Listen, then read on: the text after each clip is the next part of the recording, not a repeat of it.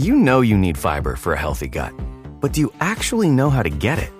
Quaker's been serving up fiber since 1877, with over 100 great-tasting, good source of fiber options to choose from.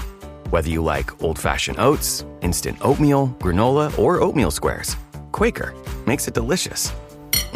So good. Get your fiber with Quaker. Shop Quaker's good source of fiber products at a store near you.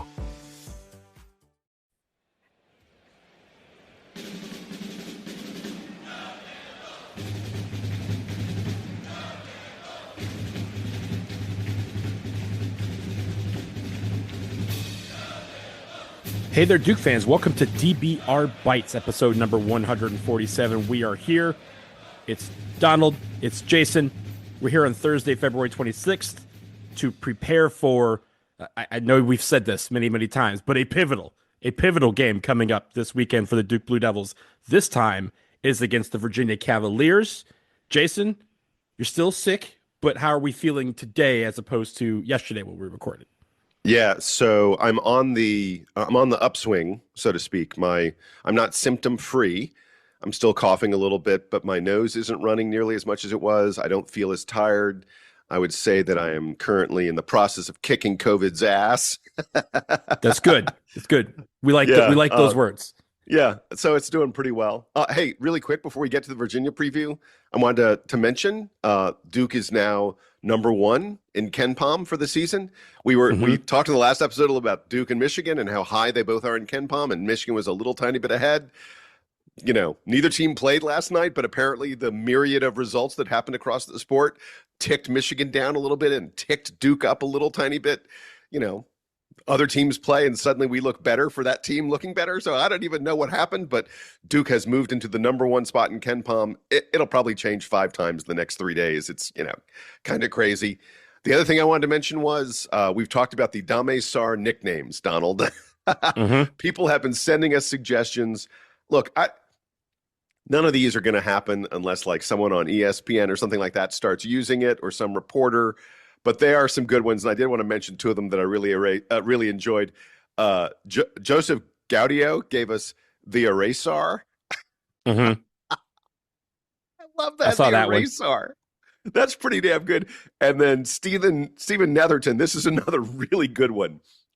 He said Dame Sar's nickname should be the Inferno, as in Dame's Inferno, like Dante's Inferno. And then we could have a scale of how many levels of hell he put each opposing player into by guarding them. Oh, that was really bad. That guy was in the 7th level of Dame's Inferno.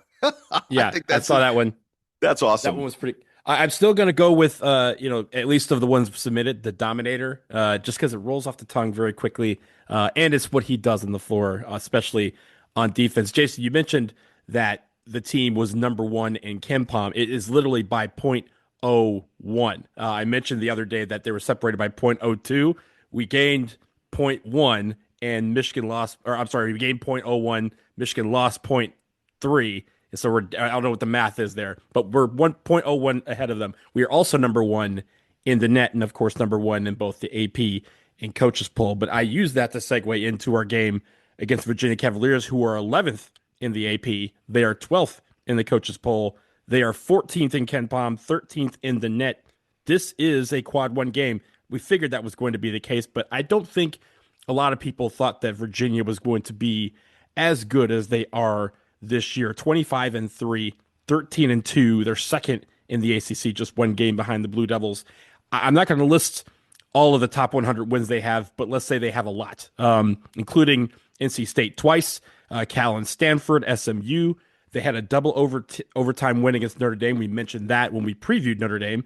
And then they also have wins against Syracuse, FSU, Ohio State a couple weeks ago, and Miami. Their only losses, Jason, are against Butler on a neutral site, a 3 overtime loss on the road to Virginia Tech. Of course, that's a rivalry game, but 3 overtimes in that one. And then at home on January 24th to UNC. That was their most recent loss. They're 8-1 in road games, 6-2 in quad 1 games. And Jason, as I turn to you, I know just the other day they did play NC State. They pummeled NC State. And so as we were about to to be on this road trip and kind of the business trip that we had to Notre Dame, they were taking whatever transgressions NC State had out on them.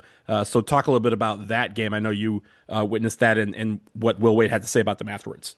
Yeah, so Virginia's won 9 games in a row, and they've looked really, really impressive while doing it. And after that NC State game, you mentioned that they played NC. Every team has this sort of rotating partner that you play twice. NC State had the extreme misfortune of drawing Virginia as their rotating partner this year, and they paid the price for it. NC State is a pretty good club, a team that a lot of people think, certainly a top 30 kind of team, a team that I think, has designs on maybe making the Sweet 16 or so. And Will Wade, after that game where Virginia won 90-61, he went into the press room, and you just don't see coaches do this very often. He goes in the press room, and in his press conference, he went ahead and said, yeah, they're better than us. They're just, they just do everything right. Virginia's just better than we are. If we played them 10 times, we might win once, like on maybe we get them at home or something, we could get a victory. Will Wade basically was just conceding we can't beat this Virginia team. That's a fairly decent NC State team, and that's a pretty, boisterous kind of coach. Will Wade, he will talk. And for him to be like, yeah, we just can't beat these guys. You could face them in the ACC tournament, Will. How about he did say neutral site, so maybe that's what he needs to get 1 out of 10 on a there. neutral site. He was saying we could beat him maybe once out of 10 times on a neutral site. Good God, man. That's how impressive this Virginia club is. That's what they're doing to teams lately, that the coaches are like giving up almost. Wow. And it's funny, they've had some close games that I think we mentioned it on this show briefly, but they were at Miami. They're at home to Miami, and they won by 3. And that was a very good game. Very good game. I think they retired or they honored Tony Bennett at that game. So it was, again, they've had some close ones. They had the 90-61 blowout to NC State. They beat the piss out of Georgia Tech, let's say that. And then, again, this neutral site game they had a couple weeks ago against Ohio State, they won by 4. So they've had some close games. They've had some lopsided games, but they, for some reason, have just remained in the thick. As we kind of talked about Clemson and we talked about UNC. Virginia and Miami was up there. Virginia's just been steadily staying the course. And as Duke has been the class of the ACC, Virginia has been right there, right behind them. And this is another 1 versus 2, at least in the conference matchup on Saturday. So, Jason, let's talk about their metrics. Talk about why they are so good. Start with the offense. I'm sure you're probably going to start with the defense because we normally talk about defense when it comes to Virginia. Yeah, absolutely. By the way, really, really, really quick, I just want to mention that this game is functionally for the number 1 seed because Virginia's final 2 games are both home games against Wake and Virginia Tech. I'm not saying there's a 100% chance they would win those games, but if Virginia manages to knock off Duke in Cameron, I think it's kind of a long shot that Virginia would then drop another game and allow Duke to take the number 1 seed. So this is functionally for the number 1 seed in the ACC tournament. Let me get to the metrics on Virginia. As you said, you start with defense whenever you're talking about Virginia, but it's not nearly the same kind of defense that they played under Tony Bennett.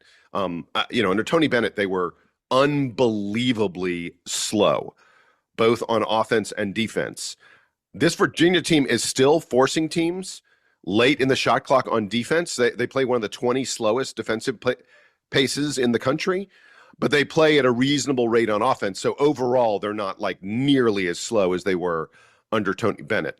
We said they're 14th in Ken Pom, the number 24 offense, the number 15 defense. Since January 1st, they've been playing much better over the past couple months. Since January 1st, Bart Torvik says they've had the number 8 defense in the land.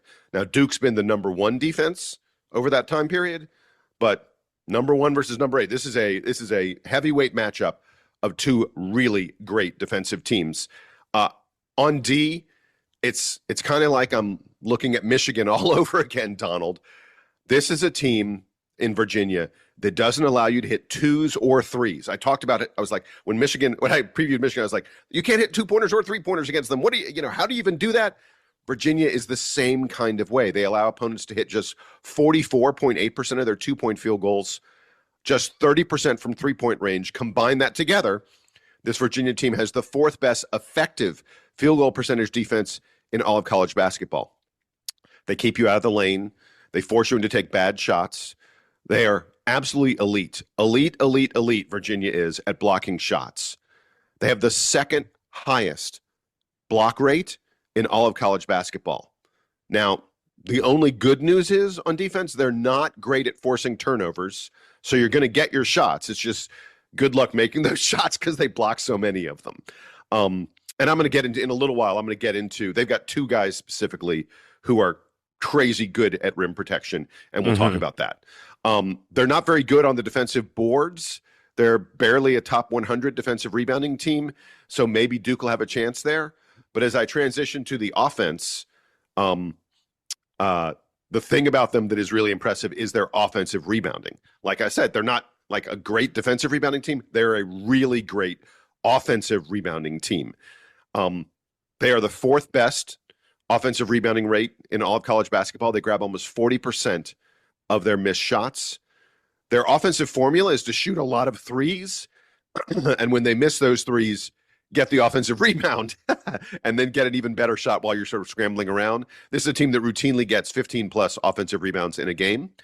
They're a good shooting team, not great, but good, right around top 50 in the country in 2-point field goal and 3-point field goal percentage. They hit about 36% of their threes. You got to watch out for that. And again, when we talk about the players, there are a couple guys I'm going to mention who you really, really have to watch out for on the perimeter. They shoot a lot of threes, not a crazy number. Look, we played Florida State and Louisville, who are two teams that like shoot threes more than anybody. They're not quite at that kind of rate, but this is a team that shoots a pretty fair number of three-pointers in a game, way more than above average.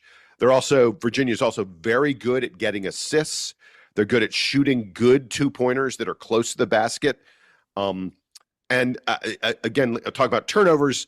They're neither good nor bad at turnovers. You can turn them over occasionally, and they're a little bit below average at their free throw rate. They got a couple guys who will try and get to the line, but most of the rest of the guys are not threats to draw fouls or get you to the line. I want to get back to the rebounding again very quickly, Donald.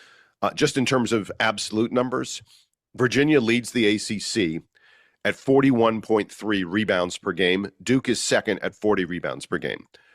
Duke leads the ACC in rebounding margin at plus 10.3. Virginia's second at plus 8.7. Duke, by the way, is fourth in the nation at rebounding margin. Virginia's 13th. This is kind of a unstoppable force meets immovable object kind of situation on the boards. These are the two best rebounding teams in the ACC, two of the, 10 to 15 best rebounding teams in the country. We at Duke are used to winning the rebounding battle, quite often winning it by double digits. That's going to be super hard to do against Virginia. And I feel like if there's any one stat you can look at and go, oh, this is probably going to tell us who wins the game, it's probably that rebounding battle, because these are both teams that come to the table expecting to get offensive rebounds, get extra chances, limit extra chances for the opposition, and win the rebounding battle. If one team or the other is able to be successful at that in this game, it just changes the calculus for the other team so much that I think it's super significant. Going back to the defense, I think the one thing that I always see with Virginia that has carried over from the pack line defense that Tony Bennett had to Ryan Odom's defense is they are always good at just keeping guys in front of them and frustrating them by, as you mentioned, having a slow tempo, making it where you're running the shot clock out, and with 2 or 1 left on the clock, you're throwing up a bad shot because you realize that the clock is about to expire. They're not trying to go necessarily for steals. Yeah, they may try on occasion. They may try to force you to throw the ball away with some traps, but they're not a team that's going to force you. Like, they're not going to go for broke is the real answer here. They're going to try and keep guys in front of them and make it where you are frustrated. You have to try and pass the ball around to get a good shot. And then after that, you sit there with 2 or 3 seconds left on the clock. You go, we're 27 seconds in. We haven't got a good shot. I just got to throw the ball up and hope that I can get the rebound and start over. So that's kind of what they do on defense. And that's why they're so frustrating. And also why, games usually, as we remember, they used to have games and if you scored 42 points, you'd win the game. they're not doing that as much anymore. But they're still trying to keep teams in possessions down, which means you have to take advantage of every single one you have. Yeah. So two other things I want to mention really quickly. I think that we're thinking too much about Tony Bennett here. in a way, you kind of have to, and I understand on the other side of the break, we're going to talk about why you maybe shouldn't, but this is the first time that we are really seeing the post Tony Bennett effort. Like last year didn't really count because they were in transition, but now we have a new system in place. But when you look at some of how they play, you see those similarities. It may not be the exact same thing. Yeah, but I mean, like the last 3 games, they scored 94, 86, and 9. They're averaging 90 points per game over their past 3 games. That just never happened with a Tony Bennett team. Right. And the other thing is, and I'll go ahead and say it now. It technically goes in the section where we talk about the players, but I'll do it now because we're talking about the transition from Tony Bennett. This team is completely new. I mean, I was going to say that. Yeah. There's like one guy who played, like bench warmer kind of minutes a year ago. He's functionally their 10th man. They returned 0.1% of their minutes from last year. And those minutes were Elijah Gertrude. He played 4 minutes against Duke last year. So yeah, exactly. But so there's no continuity from what they had a year ago. I mean, now the remarkable thing is they bring in 9 new guys, several really, really good freshmen, several of whom are from overseas, who are their old freshmen. And then they brought in a bunch of transfers, a bunch of old transfers. This is a Virginia team that, even though they're not experienced together, these are guys who, I mean, Duke's mostly going to be playing against guys in their 20s, in their mid-20s almost, as we play in this game. It's very different than, I mean, I guess it's not. It's one of these teams that hit the transfer portal, hit the international transfer portal, so to speak, really, really hard, and have come together remarkably well, maybe better than any of the other sort of made it up from scratch teams out there. But yeah, it's remarkable that there's no one in their top 9, no one who I expect to play against Duke has worn a Virginia uniform before this season. And that's part of the reason why they've had the success they've had. They've kind of, again, people kind of walk in saying, yeah, I remember that guy, but I don't remember him from here, right? And then you look and you go, actually, no, I remember none of these guys. And so on tape, you're going to see guys, you're going to say these, again, they look similar, but they have a different playing style. And because of that, they've been able to bond together and really surprise some folks with that. But let's take a quick break. And on the other side, we're going to talk about some of these players a little bit more. And then we'll talk about the things to watch in this big game on Big Noon Saturday. Support for the Fans First Sports Network comes from Hyper Natural Style. Men's Journal calls it the best men's polo shirt of 2024. Hyper Natural offers polos, tees, and button-ups that deliver unmatched comfort and style. Hyper Natural is a new generation of clean bio-performance clothing that reduces impact on the planet as well as your own health. Hyper Natural created the first ever shirts made from jade stone and crab shells. Supreme natural comfort and cooling performance without harmful chemicals and plastic polyester. Visit hypernaturalstyle.com and receive 20% off at checkout using promo code FFSN. That's hypernaturalstyle.com using FFSN. Thank you for your support.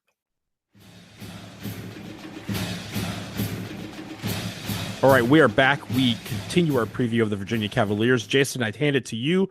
We mentioned before the break that this team is essentially, with the exception of one guy, entirely brand new, the Virginia Cavaliers. So talk about some of the guys that we do need to watch out for. This is not like Clemson a couple weeks ago where we basically just said everyone does the same thing and there's no real star.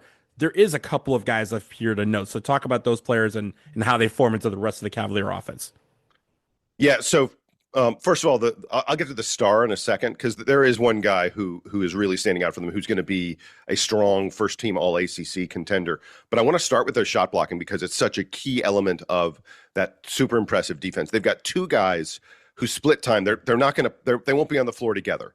They're 2 7-footers. They split time at center, and to say that they are elite shot blockers is like the understatement of the year.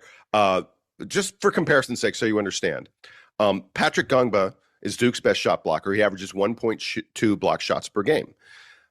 Virginia has two guys who block shots more than twice as much as Pat does. It's really impressive. They have a 20-year-old freshman named Johann Grunlow from Germany. Grunlow's a 7-footer. He's the starter, and he blocks 2.4 shots per game, so twice as much as Patrick Gungba does, even though he only plays like 20, 21 minutes per game. He's an okay offensive player. He's not a big offensive threat. He averages just close to 8 points per game, grabs about 5 rebounds per game. Grunlow will step out and shoot a 3 if you leave him alone. He has 19 3-pointers in the season, but his primary job for Virginia is protect the rim. And again, 2.4 shots blocked per game. That's amazing. But get this, the guy he splits time with, 7-foot senior Ugonna Onyenso. You may remember him. He was at Kentucky for a couple of years. Onyenso was. He blocks even more shots than the starter does. Grunlow blocks 2.4 per game. Onyenso blocks 2.6 shots per game. That's outrageous. It's ridiculous. Grunlow has the 7th best shot blocking rate in the country. Onyenso is number 1. We are literally talking about the best shot blocker in the country, and he's backing up the 7th best shot blocker in the country. It is crazy good rim protection, and it allows Virginia to take a lot of gambles on the perimeter, to do a lot of things on defense, because they know if you approach the lane, you are approaching an area where you are probably going to get your shot blocked by a 7-footer who is long and very, very experienced and very, very good. Let me get really quick to the guy who is the primary offensive threat, the guy you need to worry about on offense, and he's another foreign freshman. Thijs de Ridder is his name. His first name's spelled kind of weird, but it's pronounced Thijs. Thijs de Ridder. He's from Belgium. He's a freshman, and he's 23 years old. Don't ask me how the NCAA figures out what class to put these guys in. Somehow they said this 23-year-old guy is a freshman. Just so folks understand, Thijs de Ridder has been playing professional basketball, like getting paid on a first league team in Belgium and in Spain, the top kind of teams in their country, since Cameron Boozer was in 8th grade. Think about that for a second. Dude was being paid to play in the top league in Belgium when Cameron Boozer was an 8th grader. Thijs de Ridder is 6'9". He is a really good ball handler. He puts pressure on you. He plays on the wing, and he drives the ball to the basket. He is very good at drawing fouls and getting to the free throw line. He is very good at finishing in the lane from a variety of angles. One of these guys who uses the backboard really well. He knows how to do drop steps and put, pump fakes and stuff on you. He's just a super solid scorer from, inside of 15 or so. Look, he can hit his 3-point field goals if you leave him alone.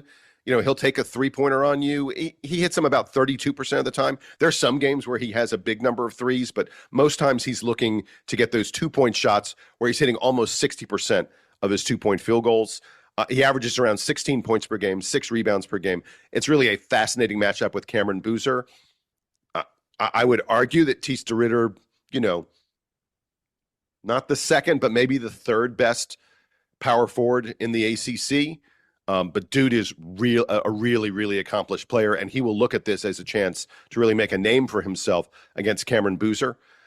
We mentioned earlier, this is a super deep team, Virginia. They play 9 guys, double-digit minutes. De Ridder might play more than 30, but all the rest of the guys are pretty much functionally splitting time at their positions. They just got a lot of guys who play between like 15 and 25, 26 minutes per game. It's hard to figure out, exactly who to profile here. I will mention their other primary scorer is a guy named Malik Thomas. He's in his 5th season of college basketball, played 2 years at USC, 2 years at San Francisco. He's now at Virginia. He also is a guy who likes to take the ball to the hole and draw fouls. But he is also the most frequent 3-point shooter, taking like more than 5 3-pointers per game, hitting them at around a 35% rate. But he's not their best 3-point shooter. That honor goes to a guy who comes off the bench, Jakari White. Jakari White, shooting guard. He spent 3 years at North Dakota State, where he was a very, very good 3-point shooter. He's even stepped that up this year. He is hitting, Donald, the number is outrageous. He's hitting 46.8% of his threes on the season, and like he takes a lot of them. He's not afraid to shoot 3-point. Like, dude's hitting almost 50%, and he takes a pretty good number of 3-pointers. Over their past 2 games, he's 9 of 13 on 3-point shots. Hello, nightmare. I don't want to see this. We've got to prevent him from getting a bunch of threes against us. And then the last guy I wanted to mention, they have a freshman point guard, Chance Mallory, who he comes off the bench, but he's kind of, when he's in the game, he's really driving their offense. He's their leading assist guy. He's only 5'10", but he like gets in the lane. He's like one of these guys who's just a pest. He gets in the lane, creates problems for you. He takes a pretty fair number of 3-pointers, and he hits them at better than a 36% rate. Most of their best games feature Chance Mallory, like, having moments where he's really causing problems for the opposition, and his scoring has ticked up lately. Like, we talked about how good they've been playing, in the month of February. He's mostly getting into double digits most of those games, and he's getting 4, 5, 6 assists each game. Chance Mallory is a pesky player, someone that you're going to recognize him when he's in the game. You're going to be like, oh, that guy's just a pain in the rear. It's going to be really interesting to see what Dame Sarr does against him, because Sarr is going to have such a huge, huge size advantage on Chance Mallory. But Chance Mallory's a guy who's like, yeah, I don't care. I'm going to cause problems for you no matter what. I don't care if you're bigger than me, longer than me. I'm still going to find a way to use my quickness and get around you. This Virginia team, there's just a lot of really, really interesting players in this club. The difference in height between their tallest player and their shortest player is 14 inches. The difference in the height between our biggest player and our shortest player is like 6 inches. So it's interesting when we play teams that are smaller. And Jason, it leads me into the things to watch for this game. The first one I have is stifle those guards, because I think a lot of the offense happens through them. And I know DeRidder is a guy who I honestly think that DeRidder might have Dame Sarr in him for a little bit. You might see some switches off of him. But when you look at a Chance Mallory, when you look at a Jakari White, when you look at a Dallin Hall off the bench, even a Sam Lewis, Malik Thomas, all those guys shorter than our guards, and at least most of our guards. And in the case of Devin Tillis or Sam Lewis, you put a Slim on there or Nick Kaminia, and they're the same size. And so I see us being able to try and limit their guards, because that is going to really affect a lot of what they do on offense. Against Virginia, I think the one thing that you always have to note, even I know we talked about how different the pack line defense under Tony Bennett was versus what Ryan Odom has brought to Virginia, but you have to take advantage of every single possession. They're not a team. They had a couple of games where they've had some high possession rates, but a lot of them are in the 60s. And so you want to be able to take advantage of every single possession, figure out how to win one possession at a time. And once you're able to do that, the one thing that has always been true about Virginia, and even this year in their 3 losses, was when they're behind, they kind of weirdly get out of their shape to try and catch up. And that is part of what you want to do. You mentioned the offensive rebounding. I think it just goes to the overarching theme of paint ownership. We have been owning the paint lately. We want to win that battle. This in many respects, could be our biggest test here, not just from our big guys, but also, as you mentioned, going up against the best shot blockers in the country, are guys that like to go to the hole. Caleb Foster, Cameron Boozer, Isaiah Evans, when they like to go to the lane, they're going to meet these shot blockers, and we have to figure out how to run through them, maybe get them into foul trouble if we have to. But this is going to be a big test. And if we're able to control the paint, I think that's going to go a long way towards winning this game. And finally, I think this is a game where, and John Shire's talked about it, he's always said that while the personnel may not allow for it, he does want this team to go faster on offense. He wants to get out in transition.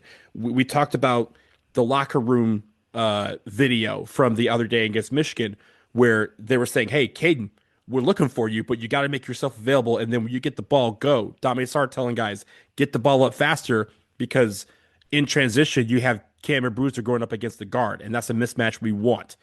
This is a chance, because UVA is not as good when you don't give them a chance to set their defense. And that means if you can, it doesn't have to be every possession. You don't have to get the ball and just go. You want to remain within control.